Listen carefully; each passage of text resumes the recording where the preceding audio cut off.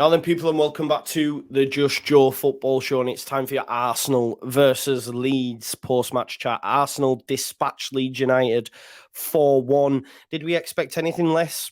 Probably not, let's be honest. You know, prior to today, they'd won 6 on the spin, scoring 3 or more in 5 of them games. They've now won 7 on the spin, scoring 3 or more as 6 of them games. You know what I mean? They're a totally different animal this season.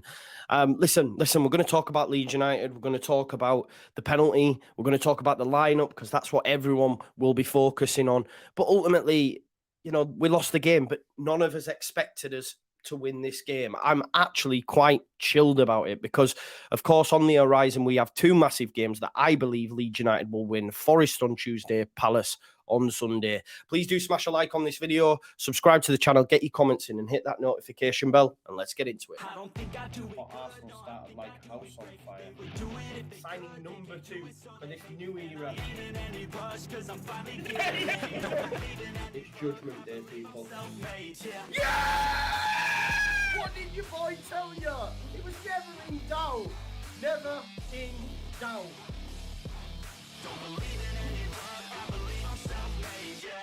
So, folks, we'll start first of all with the lineup. Of course, Leeds United went with a bit of a mad one. I think we were all confused pre-match. Rasmus Christensen in the lineup and, you know, was starting in midfield. Joe Donahue made the claim early doors, and I was a bit like, surely not.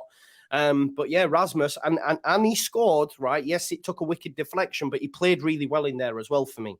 I think for 30, 35 minutes, Leeds United were really good and were the better side. We kept Arsenal at arm's length. I think there was a chance for Jesus from a cross from Xhaka that, you know, he probably should hit the target with, but he misses. And Leeds had chances. You know, Chris Somerville's got a score. Lovely little passage of play down that left-hand side. Rocker putting him in. Rocker played some nice passes, you know, some progressive passes today. I thought down that left-hand side, Harrison, Somerville, Firpo, we caused problems. We did really cause problems for me. And Somerville looked really good. And one thing I'll say about Somerville, you know, against Adama Traore, he bounced him off the ball. He was also keeping Thomas Partey at arm's length. And Thomas Partey, along with the likes of Casemiro and Rodri, has been the best player in the Premier League in that position, you know. So it was a good performance from him.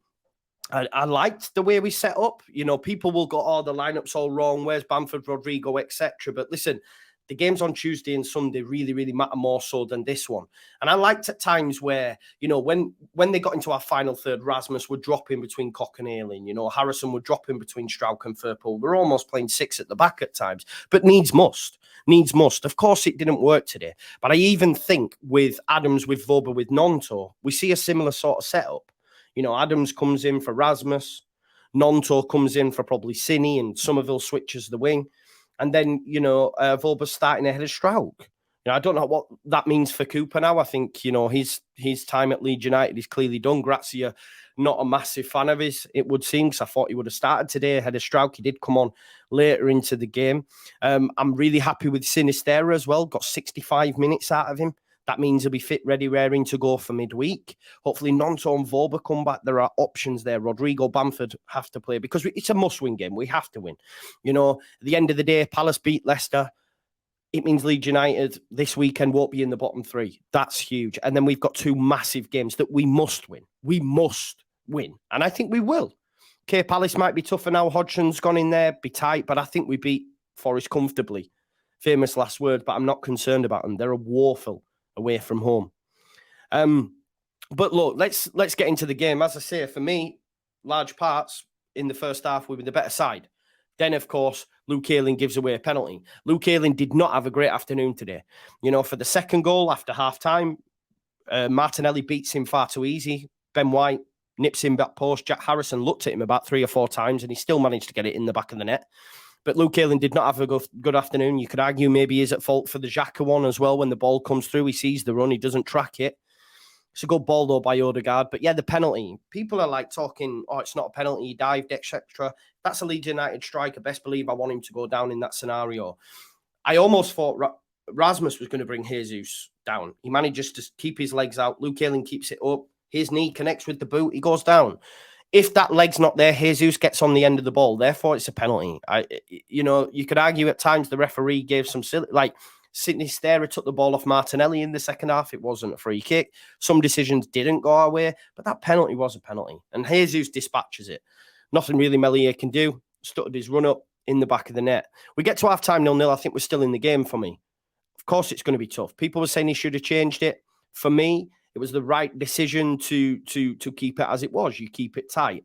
Ultimately, Leeds United failed to do that all over the shop. Obviously, 2 goals in the space of 10, 15 minutes, whatever it is. Jesus and Ben White. The Jesus goal, he started off the move, gives it to Trossard.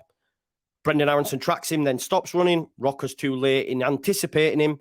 I think Strauch's got to cut the ball out, and Jesus finds the back of the net. He's a bit of a killer. Obviously, don't forget as well, context on this. Arsenal, different gravy. They're like City, they're up there. And they're bringing on players like Saka, Jorginho, Smith-Rowe, Tini, Vieira. We were always going to struggle. Granit Xhaka, who's having a renaissance this season, he scores. Leeds had their chances, though. Aronson nearly chipped Ramsdale. Obviously, Rasmus gets a goal as well. It does come off Zinchenko, but it's a goal, There was a chance for Rasmus in the early exchanges, also for Cree, which I think, for me, he's got to finish. But I'm pretty chilled about the game. I wasn't expecting us to get anything. I predicted 3-1. I even went to the bookies and put Saka first goal, Arsenal 3-1. Because I thought if we're going to get beat, which I believe we will, at least I can win some money off it. As it turns out, Saka didn't start. They didn't even need the kid. Leeds United, this isn't going to define our season. As I've said to you before, they're scoring goals for fun. They dispatched Crystal Palace the exact same scoreline just before the international break. The Emirates is a totally different beast. If we're at Ellen Road, maybe. But I just didn't expect anything today. And they'll probably go on and win the league. And Leeds United will probably stay up. I spoke to my good friend Potsy. He sent me a message. He believes we'll stay up. For large parts, we were decent. We beat Forest. We beat Palace for me. We do. I thought it was an okay performance for the period of time that we were in the game. Arsenal are flying though. And I don't see how many teams are going to be able to halt them. They've got to go to Newcastle. That'll be a tough one. But listen, man. Arsenal, the crowd, etc., all together, Arteta creating that. I think they're going to steamroll the way to the title. But for us, it's all about Forest and Palace. I think, Palace beating Leicester's huge for us as well. Palace beating Leicester is absolutely huge for us because it means that we won't be in the bottom 3.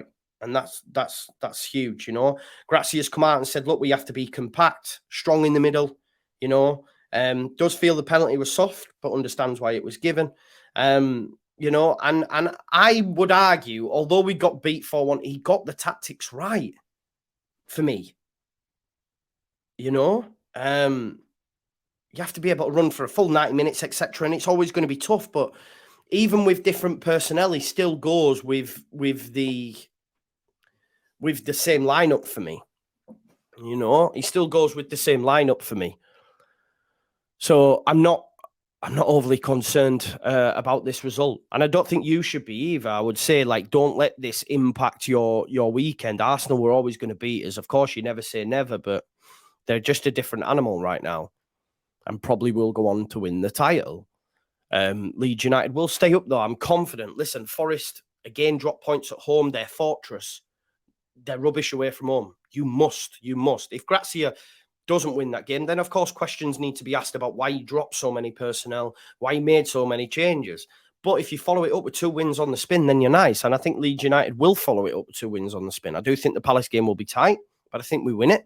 I think we beat Forest quite comfortably. Famous last words, but I do, because I have faith in what Gracia is doing. He's only lost 2 games. One against Chelsea, which was very tight, and we got spanked by Arsenal. But these things happen. Everyone gets spanked by Arsenal these days, especially at the Emirates. Do you know what I mean? But having seen us against Brighton, having seen the win against Wolves, having seen the win against Southampton, do I think we'll beat Forest? Yeah, I do. And I'm not concerned about it. That's why I'm not overly concerned about this game. We need to start winning, though, these next few, because if you think back in May, we've got some tough games like City. I don't expect anything. It's a similar sort of scoreline. Do you see what I'm saying? Let's not forget City as well, with the last team to beat Arsenal at the Emirates, which was back in April, I believe, of last year.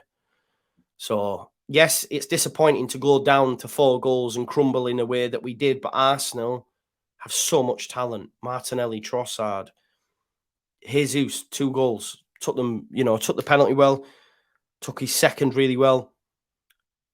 Yeah, there are errors though in the build up to all the goals, but you've got to stay on, you know, for a full 90 minutes, and we just didn't do that. I don't think Luke Ayling had a great afternoon, but not many did. But props to Cree, I thought he was really good, and we got 65 minutes out of Sinisterra.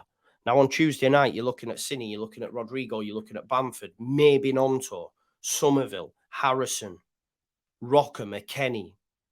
They're match winners there. They're match winners there. And I do think we will win that game. Try not to let this affect you. Enjoy Southampton, West Ham tomorrow. Hopefully that goes our way. We'll enjoy the game on Monday night when Spurs beat Everton, and then we'll go win on Tuesday, man. We move. Listen, smash a like on the video, subscribe to the channel, get your comments in, hit that notification bell. I will be doing the West Ham Southampton game tomorrow. The final word will be on at 10:30 because I'm working till 10. And then on Monday, we'll do the watch along as well. Listen, thanks as always for watching the Just Joe Football Show. Please like the video, and I'll see you on the other side. Peace out. Leeds.